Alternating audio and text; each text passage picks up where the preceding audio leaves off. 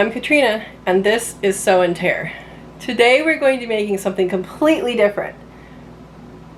Have you guys had tzatziki sauce? Go ahead and correct me in the comments, because I know I said that wrong. So, if you've ever had tzatziki sauce, it is delicious. It is a cucumber-based, well, it's a Greek yogurt cucumber-based sauce that is used in gyros and as a dipping sauce for pita bread and stuff like that. So it is delicious. But it is February. I don't have cucumbers. What am I going to do? In February, we do not have any cucumbers growing to make our tzatziki sauce. And so what we're doing instead is we're going to harvest some borage leaves. Borage is a plant that is awesome, and the flowers taste like cucumber. People know that, but you can also eat the leaves. When they're young, they're much more tender, and when they're older, they get a little bit spiky. But we have some young ones here, and we're going to clip it off and use that in our tzatziki sauce. Here's our little patch of baby borage, and we're just gonna go along. Make sure we pick out all the dead leaves, but just go along and cut some leaves. Now we're going to be taking this inside and washing it, so it's okay if we have some bad leaves in there or some dead leaves or something.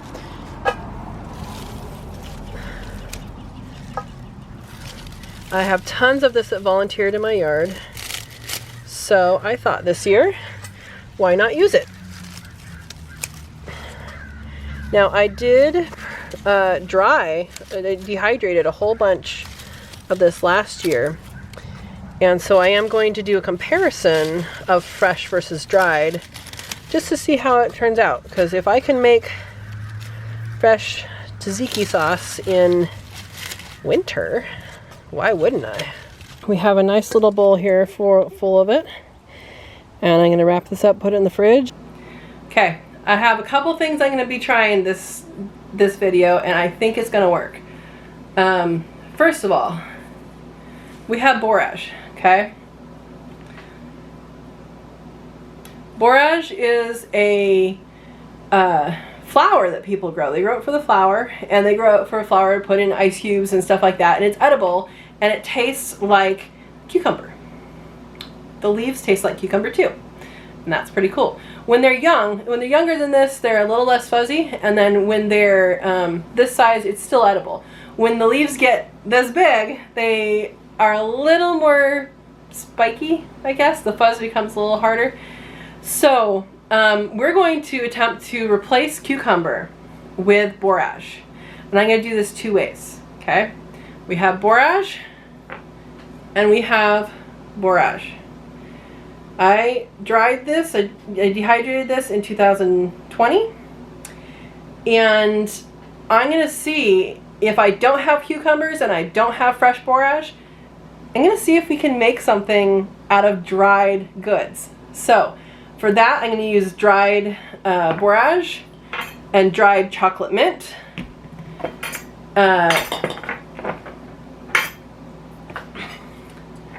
Garlic powder and dried dill. Now I don't have any fresh dill, so dried dill is going in both of them. For the garlic, for the fresh one, I am going to use this pre-canned minced garlic just because I have so much of it and I want to use it up. And for the fresh one, this is the only mint I have in my yard right now. The other ones are still sleeping.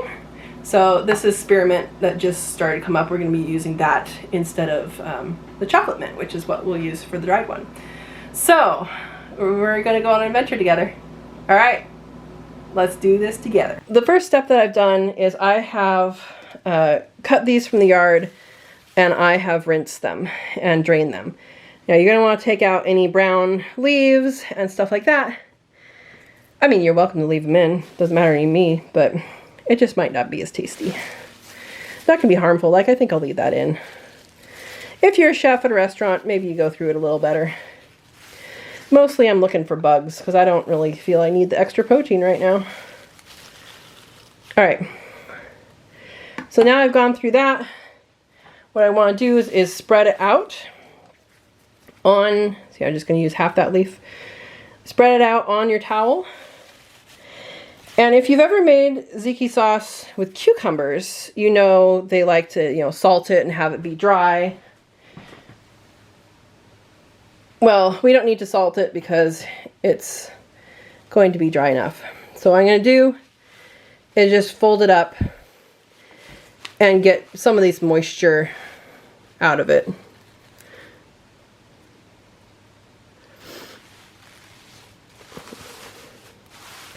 Now, borage is something that comes in my yard by itself. It came, my neighbor gave me one that popped up as a volunteer at her house, and she gave me it, and it's volunteered ever since in my yard. And kind of struggled to find uses for it because it is so prolific, but I think this is going to be a great idea. All right, so once that's done, we're just going to pour it out on the cutting board. Now, if this was a cucumber, you would shred it, but this is not a cucumber, and I don't think it would shred well. So, we are going to chop this. All right. I might have too much of this, but that's okay. So, borage is, the flower, is known for courage. That's what it's named, that's what its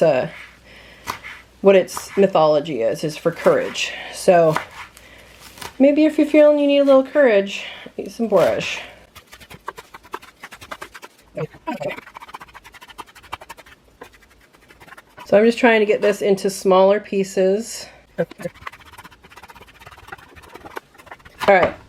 A real chef would probably go smaller than that, but I'm a home chef, so this is what we're doing. I am going to set these back into the colander because I don't think we're going to use all of them. And if we need more, we can cut more. That's the beauty of having something that reseeds readily in your yard. If you need more, you just go get it. So this is just plain Greek yogurt. Sometimes when you open it, it's going to be watery on top, so you can mix that in. Or skim it off if you're looking for something thick, but we'll just mix it in. These yogurt containers, the big ones, they're 4 cups. So you can guesstimate with these really easily what your measurement is. This is about 2 cups of Greek yogurt, and we actually might use all of this. I think we will. All right, let's just put all this in. We'll chop the next bunch for the other half. Let's see how that goes actually.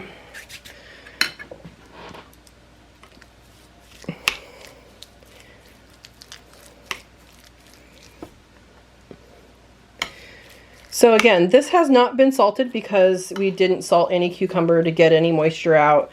So we're going to be adding salt to taste.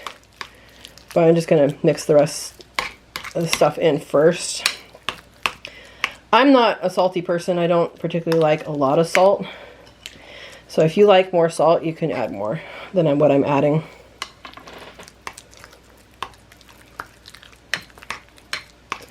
Yeah, I think we're going to add the rest of this in.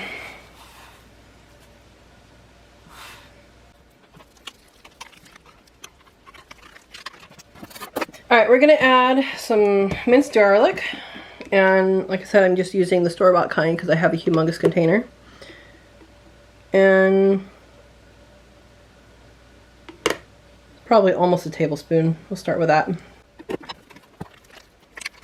All right, next I'm gonna add the mint, which I should have already chopped, but I'm just gonna add a little bit. So I'm just going to strip the leaves and chop them, and then we'll add half of it. No, we'll add all of it to this, actually. Again, this is spearmint. It's not the mint that's usually used, I don't think. But again, this is all about using what you have. So if you have a different kind of mint, go ahead and use it. You know, you might like it, you might not like it. You'll know next time. You might discover something great. You know, most mint jelly is made out of spearmint, but I made it out of chocolate mint, and it was really nice.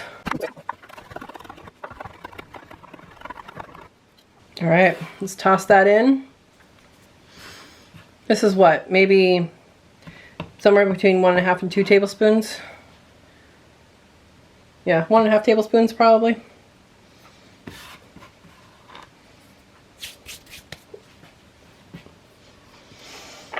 And I'm going to add dill. I like dill. I like a lot of dill, so I'm going to put a lot of dill in. You add however much dill you want.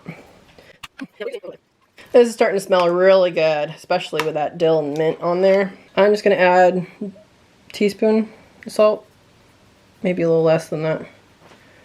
But I am going to add this from the garden.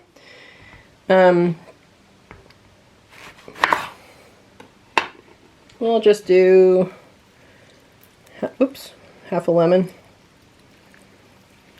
Without the seeds, I'll pick out the seeds. Nothing like a tree fresh lemon, that's for sure. Alright, let me pick out some of these seeds. If you did that with a lemon squeezer, you wouldn't have to pick out seeds. That would be smart. Let's mix this up, see how it tastes. Looks like tzatziki sauce. I can smell the cucumber, even though there's no cucumber in there, I can start to smell it, which is pretty cool. Alright, so that kind of looks like tzatziki sauce. Look at that. So I'm going to give it a little taste. See if it needs anything. Actually, guys, that is so good. That's going to be perfect. So I think we're done. This will sit in the fridge for a couple hours before we use it. And we are going to be using it on quail. So stay tuned for that. But let's mix up the next one and see. We're going to compare fresh and dried to see how it works. All right, something to note. If you have a jar with some dried stuff in it, it's a very good thing to vacuum seal it. You don't have to, but it's going to stay fresh longer. So like I said, this is from 2020. It is 2022 right now. I use this to open it. You guys hear that pop? Seal? So here's something to talk about. These are metal lids, and I believe this was used before. I don't use fresh lids on dry goods, but I do reuse ones that I have water bath canned or pressure canned on my dry goods, because it's not as important. If the seal breaks, it's not as important. So that's something to pay attention to. Now, another thing about dried goods is typically, if you're measuring, if something calls for dry, you use 3 tablespoons of whatever the fresh ingredient is. If something calls for fresh, you use 3 tablespoons less, so you use 1/3 of what it is, because this has lost moisture. So that's just a general rule in cooking in general. And so this is the borage that I just emptied. I have no idea how much I put in before, but we're just gonna, there's 1 tablespoon about, I mean, these are heaping spoonfuls, but put it back here. Let's do 3 and see how that does. And then since it's all dry, I'm also going to add the chocolate mint. So mint goes a long way. And again, I can open with this nice opener. There, you can hear the seal. Oh boy, I smelled that as soon as it opened up. That smells awesome. So good. Okay, so that's what the chocolate mint looks like. I am going to put, I don't know, is that a half a tablespoon minus this stick? I'll just do that and see what we come up with. So that is what I'm doing for the dry goods that are home dried. For garlic, I'm going to use garlic powder. And again, this is garlic powder, not garlic salt. And I'm just going to guesstimate. And that probably is pretty good. And again, I'm adding dill. I didn't measure this before. I probably should have, because it would be the same measurement in both recipes.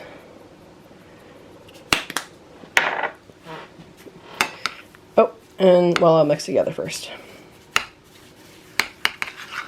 So as you're mixing, because these are home dried, I have some, you know, little twigs in them. That's fine. It's fine to eat, but it's also fine to pull out. I'll dehydrate more this year so you guys can see what the process is for that.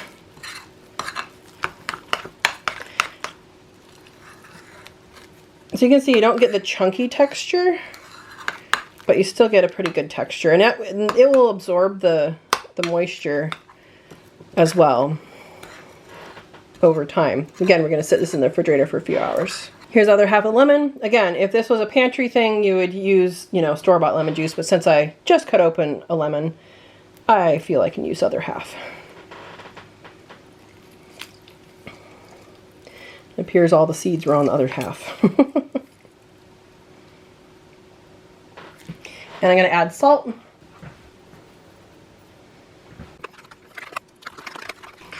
Now this looks much greener than the other one, and that's just because everything was ground up smaller because it was dried.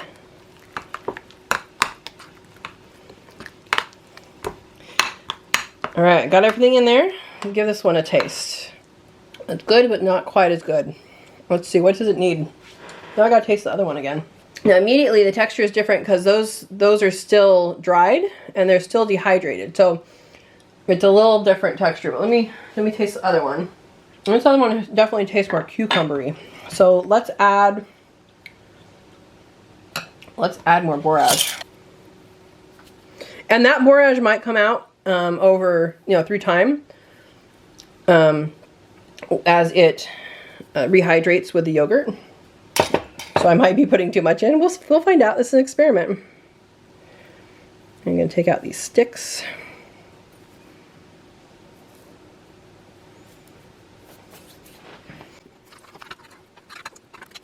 All right, let's see. I think that once things restart rehydrating, it's going to be a lot better. You know, I think it's the mint too. I think actually the spearmint's pretty good in there. Well, let's add a little chocolate mint. I might be overdoing it on the dried stuff, but that's okay. We'll just add that much more.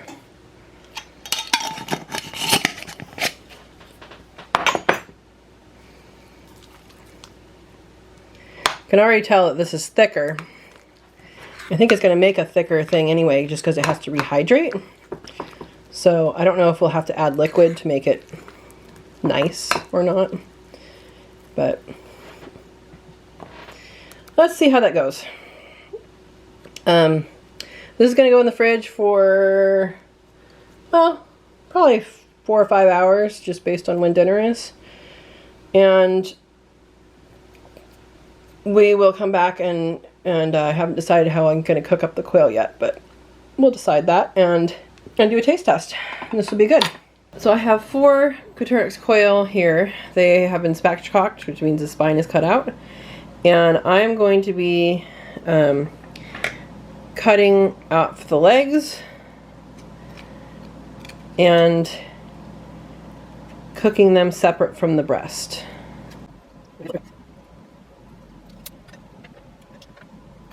You can find where the hip is. It's not really attached well.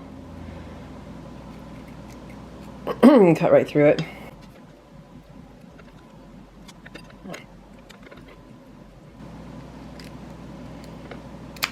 So, I have the legs over here, and the other rest of it over here. Now what I'm going to do is I'm going to try and pop these breasts out. I've not done it on a quail that had been frozen before, so let's see how it goes.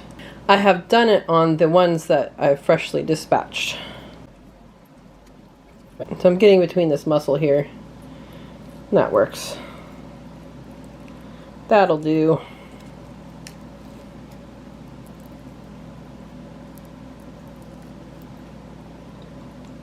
And then we get this other muscle.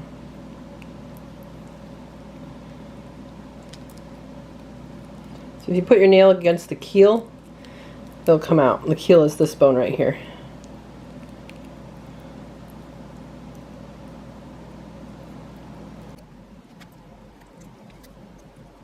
I'm sure there's a better way to do this. It's easy when they're cooked too.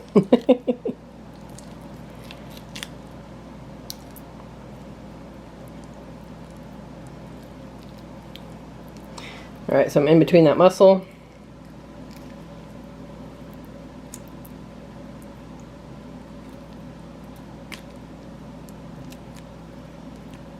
There we go. And get this inner breast muscle.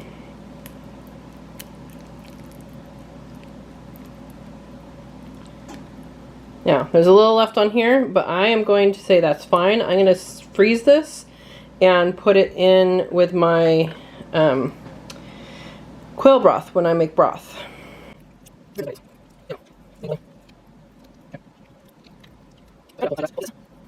probably smoother with a knife, but it's okay.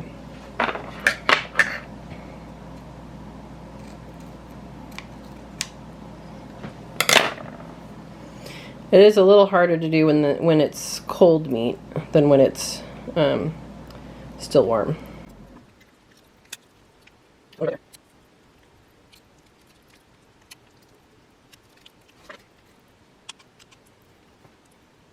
I'm going to start the George Foreman grill, which is what we're going to be cooking this on. So last time we cooked quail, we cooked it on the George Foreman. That was the first time I've ever used it. And it worked really, really well. But I figured for this, we could take it off the bone first. It might be easier just to cook it with on the bone, to be honest.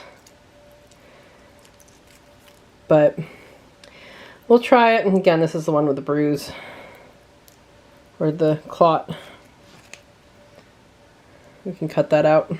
And all of the rest of this carcass, even though it does have some meat on it, it's going into bone broth. Well, it's going to the freezer for bone broth later. So we have our breasts and our legs. And I'm not taking the meat off the legs right now, that's too much. And our carcasses. And George Foreman is almost warmed up. We might be able to fit it. Well, I think I'll do separately these from these, just because they have bones in them. George Foreman is all heated up for us. I got this from a neighbor who was giving it away, and I remember when they came out with these, and I was like, well, that's silly. Why would they want to be cooking with that when you have a stove and an oven and this and that? And you know what? It's actually really nice, and it cooks really quickly.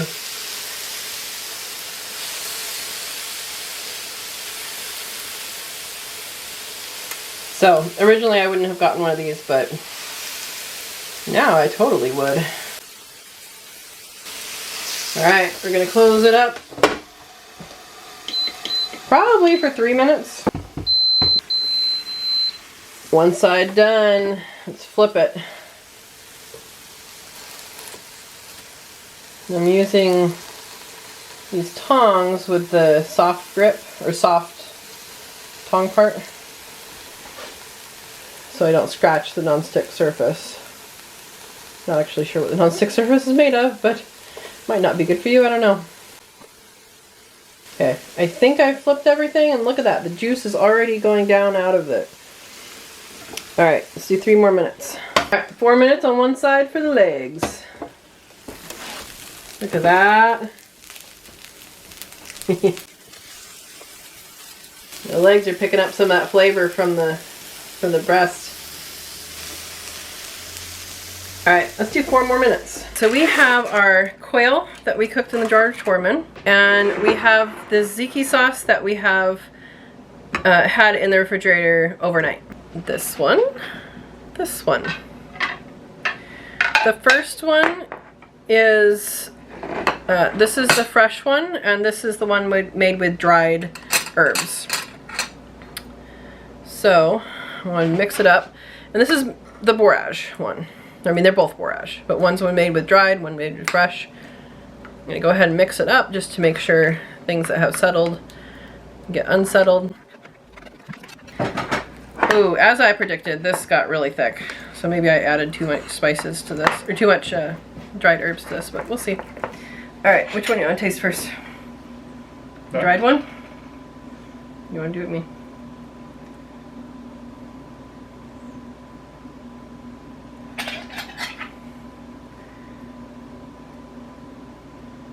the dried one, made with dried herbs.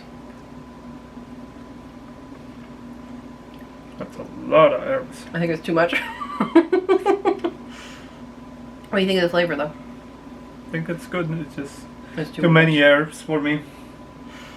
I kept on adding it because it kept on not looking like it. I tried tasting it, and I knew that it was gonna, you know, blend the flavor later. So we can add Greek yogurt to that and make it okay. Okay. Yeah. All right. Make the next one. Yeah. Now I cheated and tasted this as soon as I made it, and it was wonderful. So I don't know about waiting a night.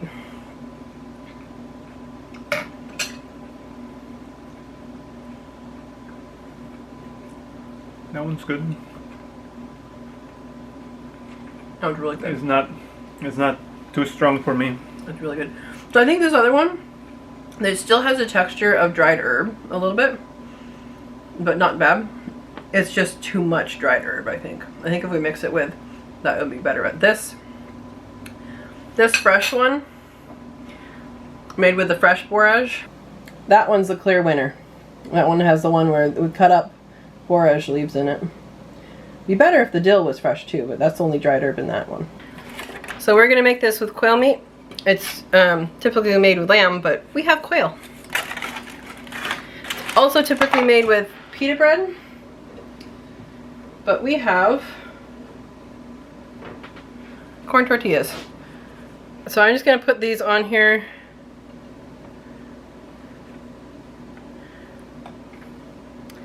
And put the tzatziki sauce over it. Do you want a lot or a little?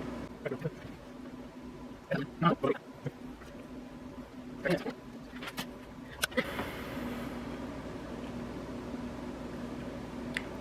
gonna put the foil on it.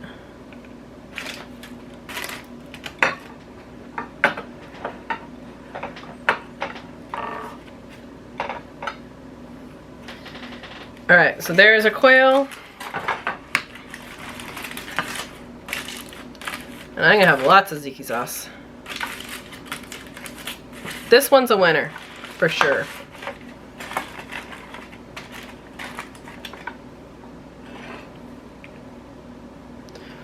Alright, ready to try it? Alright, let's try it.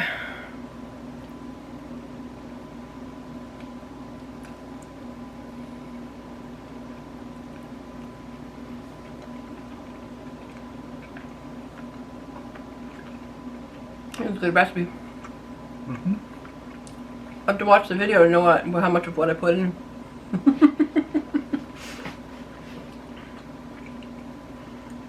Well, you don't remember? I mean, I know what I put in, I just don't know how much. Mm-hmm. Yep. Repeatable? Yep. Okay. Tzatziki sauce made with borage from the yard, no cucumber because borage tastes like cucumber, and quail homegrown. Try it, guys. Have a good one.